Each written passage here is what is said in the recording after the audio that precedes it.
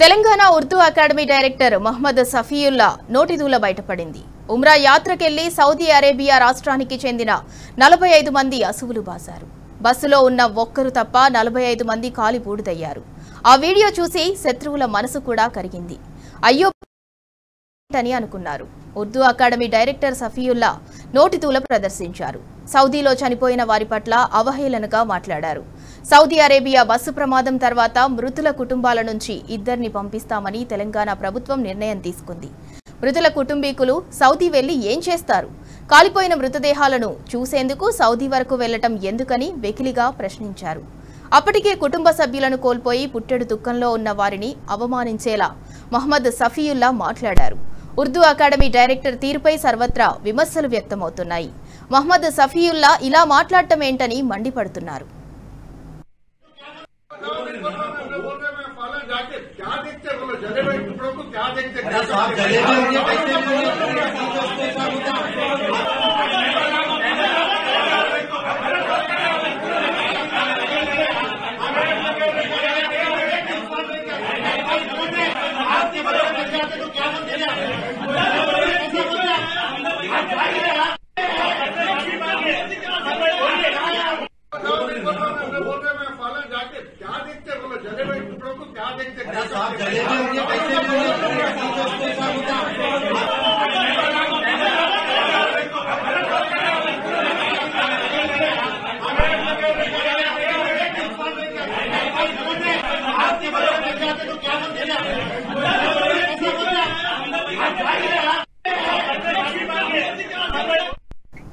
Telangana Urdu academy director Mohammed సఫీయుల్లా నోటిదూల బయటపడింది. ఉమ్రా యాత్రకెళ్లి Saudi అరేబియాలో రాష్ట్రానికి చెందిన 45 మంది అసువులు బాసారు. బస్సులో ఉన్న ఒక్కరు తప్ప 45 మంది కాలి బూడిదయ్యారు.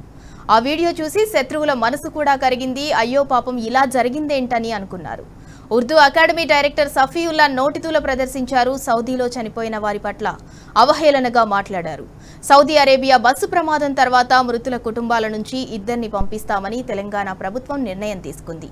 మృతుల కుటుంబీకులు సౌదీ వెళ్లి ఏం చేస్తారు? కాలిపోయిన మృతదేహాలను చూసేందుకు సౌదీ వరకు వెళ్లటం ఎందుకని వెకిలిగా ప్రశ్నించారు. అప్పటికే కుటుంబ సభ్యులను కోల్పోయి పుట్టెడు దుఃఖంలో ఉన్న వారిని అవమానించేలా మహమ్మద్ సఫీయుల్లా మాట్లాడారు. ఉర్దూ అకాడమీ డైరెక్టర్ తీరుపై సర్వత్రా విమర్శలు వ్యక్తమవుతున్నాయి. మహమ్మద్ సఫీయుల్లా ఇలా మాట్లాడటం ఏంటని మండిపడుతున్నారు.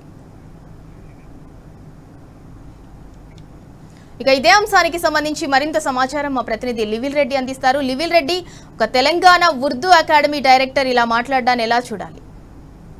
3 రోజుల క్రితము సౌదీ అరేబియాలో ఘోర ప్రమాదం జరిగింది.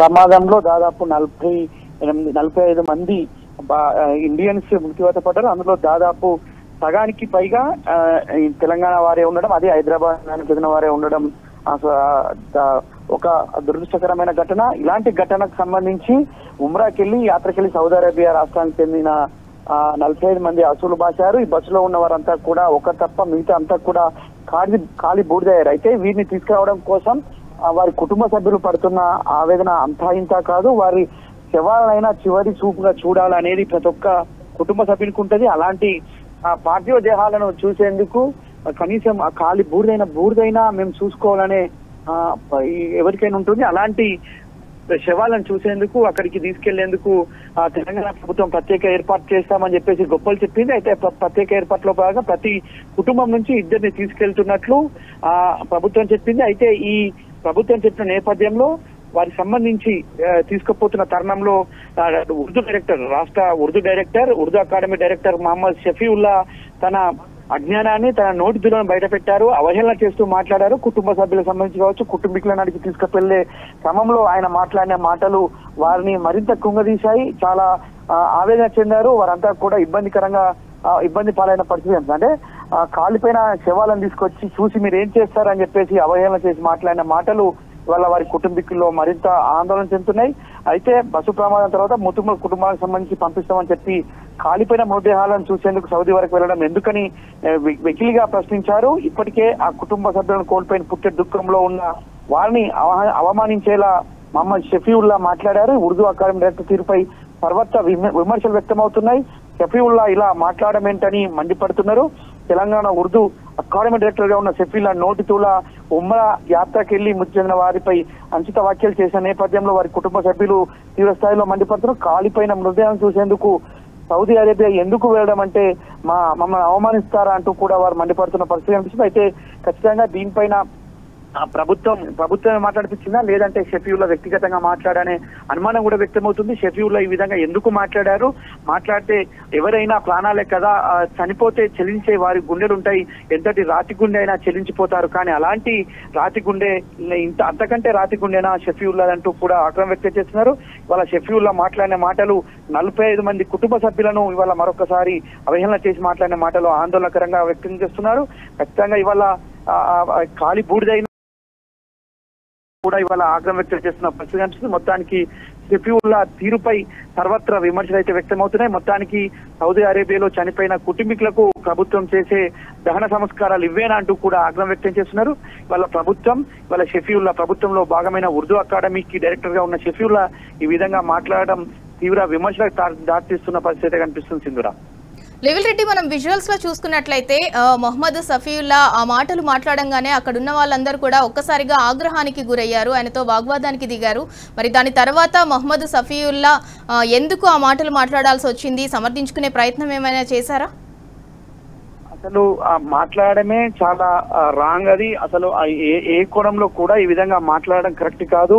పూర్తిగా అవహేళన ఆందోళనకరంగా మాట్లాడిన మాటల పట్ల ఆయన తలదించుకొని పోవాల్సిందే, కానీ అలాంటి పోకుండా అక్కడే వారితో వాగ్వాదం దిగడం మరింత విమర్శలు తావిస్తుంది. షఫీవుల్లానే ఈ విధంగా మాట్లాడడం పట్ల అందరూ కూడా ఆగ్రహం వ్యక్తం చేస్తున్నారు. ఎవరికైనా పుట్టటి దుఃఖంలో ఉన్న వారికి ఈ విధంగా మాట్లాడడం ఏంటంటూ కూడా వారు కోపోక్తులైనారు. ఖచ్చితంగా షఫీవుల్లా మాట్లాడిన తీరు హాస్యాస్పదం. ఇది ఖచ్చితంగా ఆందోళనకరం. ఇది ఒక బాధాకరమైన విషయం. ఎవరైనా చెల్లించిపోతారు. 45 మంది ఖాళీ బూడిదైతే వారి చివరిసారిగా చూసేందుకు ఆ బూడిదైనా చూసేందుకు అక్కడి కుటుంబంలో ప్రభుత్వం తీసుకెళ్తుంటే ఈయనకేంటి నొప్పని కూడా వారంతా ఆగ్రహం వ్యక్తం చేశారు. అంటే ప్రభుత్వం పూర్తిగా అధికారుల నోరు అదుపులో పెట్టాల్సిన ప్రభుత్వం ఎందుకు ఈ విధంగా రోడ్డు మీదకి పంపించారు, ఎందుకు ఈ విధంగా అవహేళన చేసి మాట్లాడారంటూ కూడా మనకు ఆగ్రహం వ్యక్తం చేశారు. ఇప్పటికైనా రాష్ట్ర ప్రభుత్వం అతనితో క్షమాపణ చెప్పించాలని చెప్పేసి కూడా వారంతా డిమాండ్ చేస్తున్నట్లు తెలుస్తుంది. Sindhura, right, thank you level Reddy.